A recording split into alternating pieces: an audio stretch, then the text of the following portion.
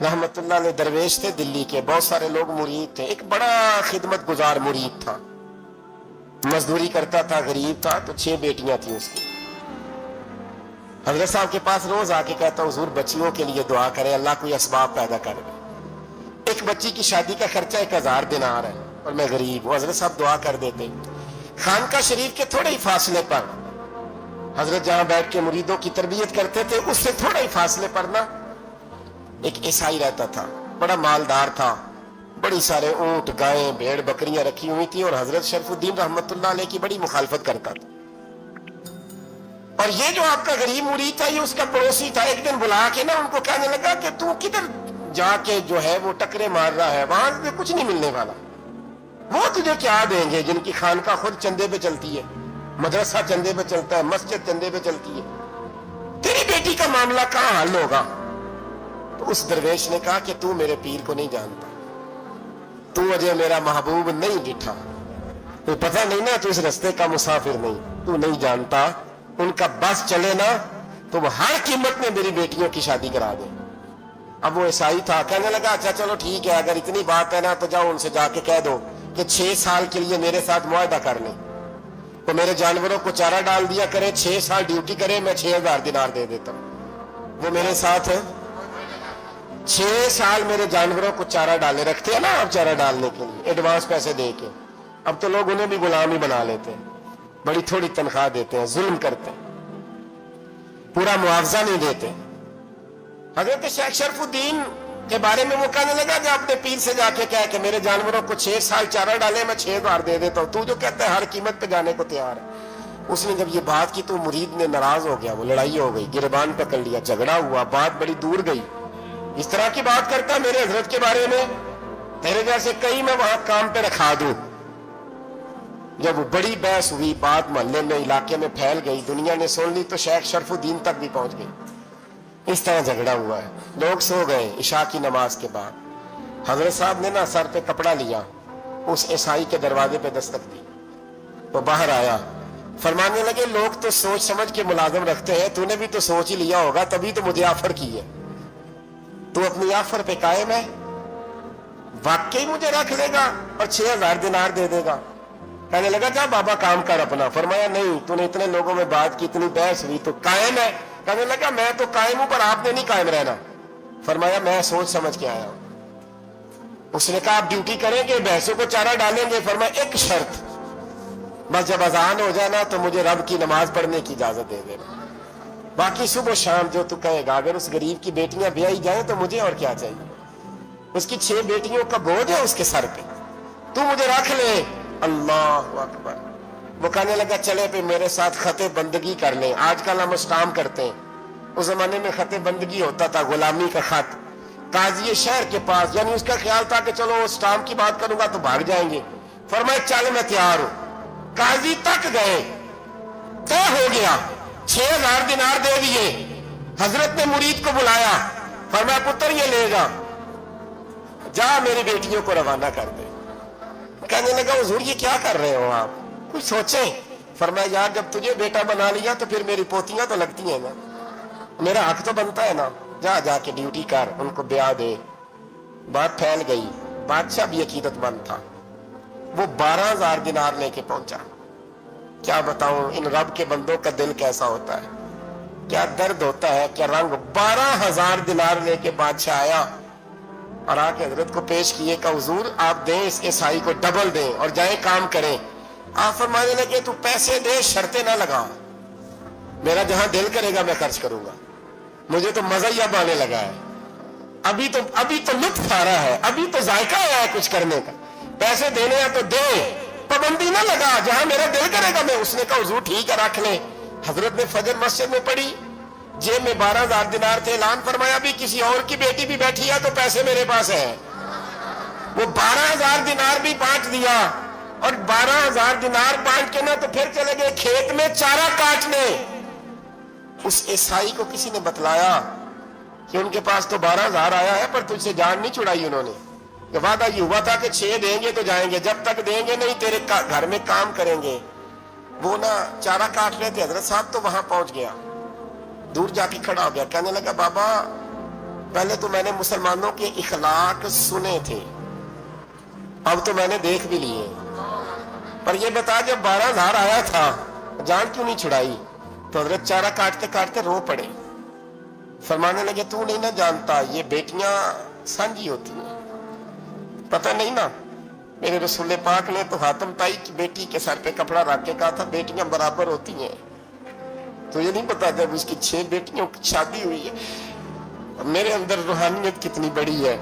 فرمایا پھر 12,000 آیا ہے تو 2-4 بچیاں پھر گئی ہیں. یہ نہیں پتا میں اندر سے راضی کتنا ہوں، میں تیری نوکری کرتا رہوں گا، پتہ نہیں اللہ کتنی بیٹیوں کو بیاہ دے گا.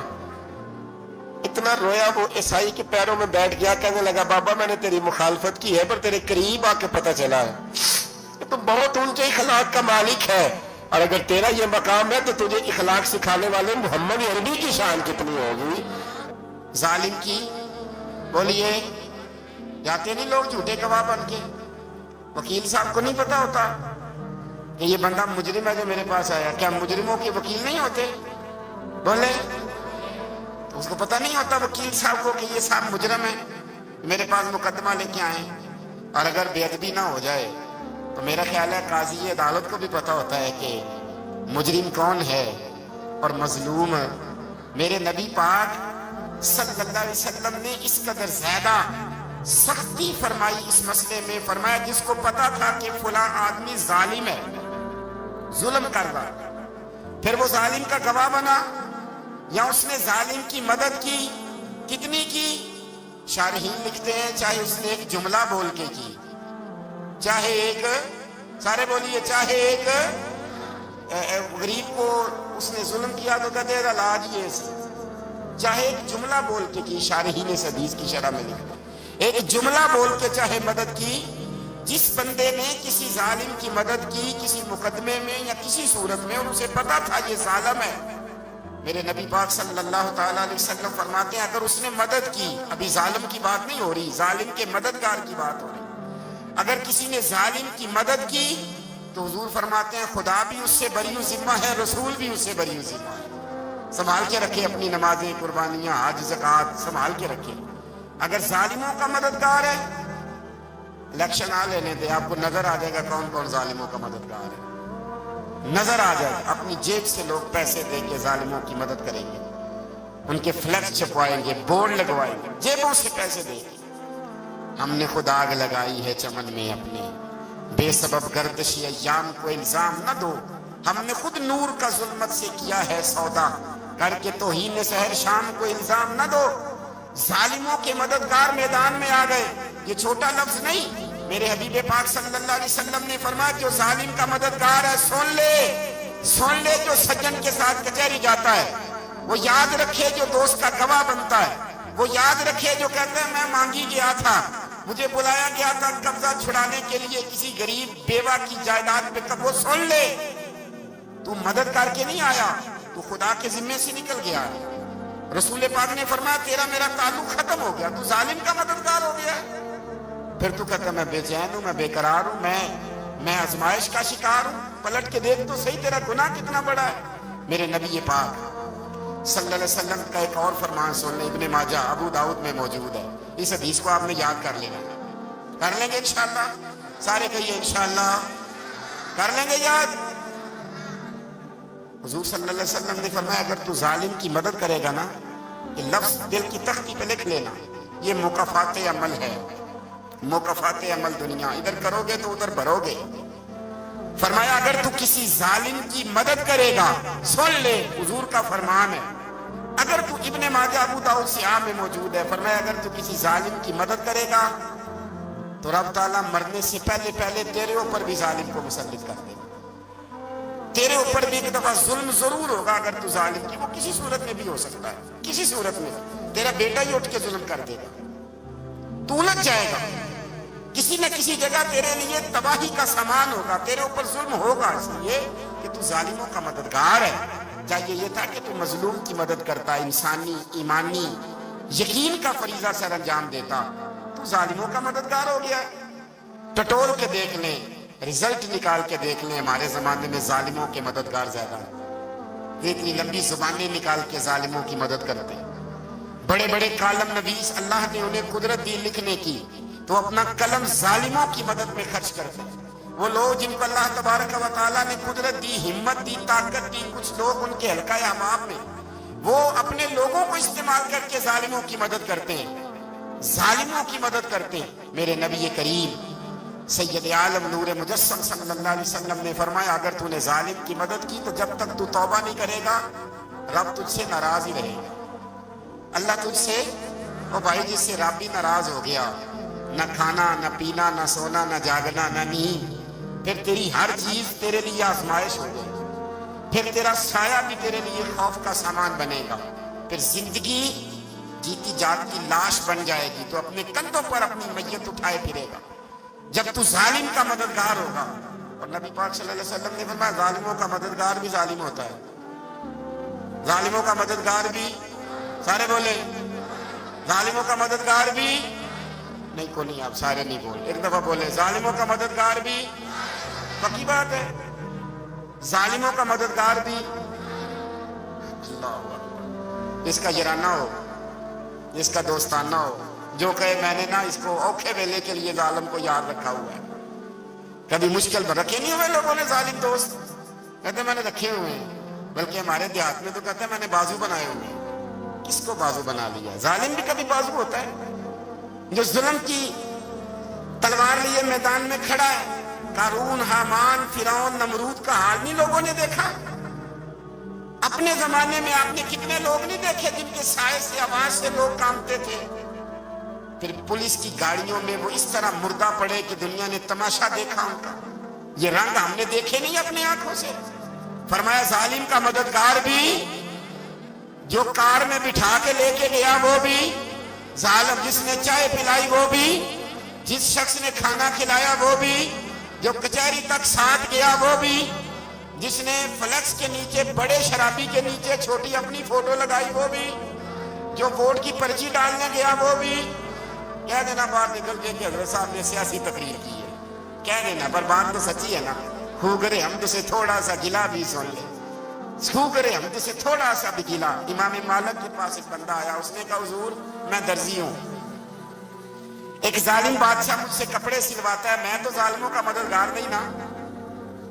ایک ظالم بادشاہ مجھ سے، حضور میں تو مددگار نہیں نا ظالموں کا۔ جو فرمایا ظالموں کا مددگار بھی ظالم ہوتا ہے، تو کپڑے لے کے آتا ہے، میں سی کے دے دیتا ہوں، ذمہ داری نہیں۔ یہ ایک آدمی دکاندار ہے، اس سے کوئی بندہ چیز خریدنے آئے گا تو تھوڑی کہے گا میں نے نہیں دینی، تو دے گا۔ کوئی بندہ اگر کسی شخص سے کوئی کام کہتا ہے جو اس کی فیلڈ ہے، اس کا شعبہ ہے، اس کا معاش کا وہ سلسلہ ہے، کہتے ہیں یا رسول اللہ صلی اللہ علیہ وسلم ظالموں کا مددگار بھی ظالم، حضور نے فرما دیا۔ تو امام مالک سے بندے نے مسئلہ پوچھا، دل کی تختی پہ لکھنے والی باتیں ہیں، کہا حضور میں درزی ہوں، ظالم کپڑے سلواتے ہیں، میں تو مددگار نہیں نا۔ امام صاحب کہنے لگے نہیں، مددگار تو وہ ہوگا جو تجھے سوئی دھاگا فراہم کرے گا، تو پورے کپڑے سی کے دیتا ہے، تو خود بہت بڑا ظالم ہے، تو پورے سوٹ سی کے دیتا ہے، تو بہت بڑا ظالم خود ہے۔ مددگار تو وہ ہوگا جو تجھے دھاگا دے گا، جو تجھے بٹن دے گا، جو تجھے نلکی دے گا۔ جو ظالم سے اتنی نفرت ظلم کر کے بندہ ہے، یہاں تو ہمارے زمانے میں ہیرو بن جاتے ہیں لوگ، ظالم ہیرو ہے، لوگ اس سے ڈرتے پھرتے ہیں، گھومتے پھرتے ہیں، اور بہت سارے کم مزاج لوگ اس کے پیچھے ہاتھ باندھ کے پھرتے ہیں۔ ظالموں کی مدد کرنا، ظالموں کے ساتھ رہنا، یہ ظلم ہے، ظلم، یہ زیادتی ہے۔ میرے نبی پاک صلی اللہ تعالیٰ علیہ وآلہ وسلم نے ارشاد فرمایا، یاد رکھو رب فرماتا ہے میں مظلوم کی مدد ضرور کروں گا، چاہے جلدی کروں چاہے دیر سے کروں، میں مظلوم کی مدد۔ اور حضور صلی اللہ علیہ وسلم نے فرمایا ہے، حضرت معاذ بن جبل کہتے ہیں حضور نے مجھے یمن کا گورنر بنایا، جب میں جانے لگا نا تو حضور نے بڑی نصیحتیں کی، بخاری میں موجود ہے، فرماتے ہیں جب میں پلٹنے لگا تو میرے رسول نے فرمایا معاذ ایک منٹ ٹھہر جا، ایک بات میری یاد رکھنا، اس کو نہ بھولنا۔ کہا حضور کیا؟ فرمایا دیکھنا کسی پہ ظلم نہ کر بیٹھنا، کہیں تجھ سے زیادتی نہ ہو جائے۔ محبوبہ پھر حضور نے فرمایا سن میرے معاذ، میں تجھے گورنر بنا رہا ہوں، زیادتی نہ کر بیٹھنا۔ یا رسول اللہ صلی اللہ علیہ وسلم کیا ہوتا ہے؟ تو میرے کریم نے فرمایا جب مظلوم دعا کے لیے ہاتھ اٹھاتا ہے تو عرش کا مالک کہتا ہے فرشتوں پیچھے ہٹ جاؤ، عرش کا مالک کہتا ہے فرشتوں پیچھے ہٹ جاؤ۔